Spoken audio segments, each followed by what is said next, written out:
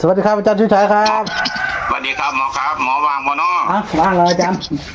นั่นมันจ่อนะผมย่านมันบ่ทันยังเป็นคือเดี๋ยวก่อนนะบ่ได้ส่งให้กันผัดเลขผัดเขานะแดนนู้นเนาะของต่างแดนให้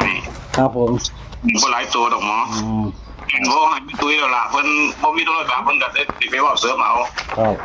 เพิ่นบ่มีโทรศัพท์ตัวว่ามันเรียกว่าหลายดอกจังเพิ่นก็บ่ได้ให้เบิดมันแม่นอยู่ดอกมันออกทับกันมื้อนี้เนาะก็ถือว่าตัว2ตัวล่ะผมคิดว่าน่ะมื้อนี้2ตัวนะอาจารย์นะก็เลขบ่หลายตัวดอกหมอผมสิจับคู่ให้มี4ชุดแล้วก็มีตัวนี้นี่2ชุดนั่นล่ะครับ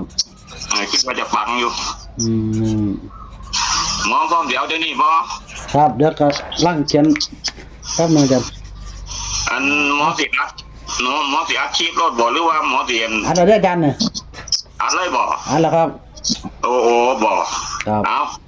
ตัวใดกันตัวเลขครับสวัสดีครับหมอครับครับผมงวดบางหันมันก็รุดเนาะหมอเนาะก็เขามันก็เป็นขึ้นแต่ลงแต้มไปก็อย่าไปว่าน้ำมันดอกมันผ่านมาแล้วเนาะแต่ว่างวดนี้มั่นใจได้หมอได้ครับผมได้เลยอาจารย์คักเติบอยู่หมอเนาะครับผมได้ครับตัวนี้ว่าเป็นโตทรงท้ายปีนั่นล่ะครับวิ่งตัวเดียวหมอวิ่งตัวใดอาจารย์วิ่ง7ตัวเดียวบนล่างเด้อครับของต่างแดนวันที่1ธันวาคม2518วันจันทร์นี่ล่ะเอาจับคู่กับมี17 37แล้วก็67ครับแล้ววันนี้หมอเอาเลข3ตัวไปจัก3ชุดหมอเอา117ตัวนึง117ครับตัวที่2 787ตัวที่3 767ครับหมอก็เน้นๆนี่ล่ะตัว87กับ67นี่ล่ะ2ตัวนี่ล่ะ67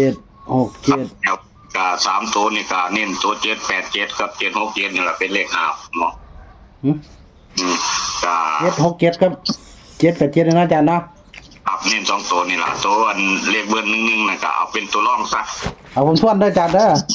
คือว่าจะเข้าลองมาทวนนุ่มหมอครับวิ่ง7บนล่างนะอาจารย์ครับให้มา17 37 87 67นะครับ3ตัวให้มา117 787แล้วก็767นะอาจารย์ถูกต้องบ่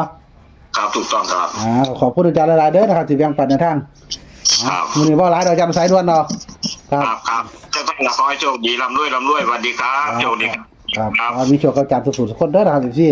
เราพี่น้องมาสุดใดคัดเอาเรียกเอาเด้อนะครับสำหรับในทางของเพิ่นถือว่ามาแล้วนะครับสำหรับอาจารย์ชูชัยเลขเป็นบ้านฟังเล่าแม่นๆนะครับพี่น้องมาสุดใดเรียกเอาสันเรานะครับขอให้โชคดีไม่ใช่รวยๆยกช่องสวัสดีครับ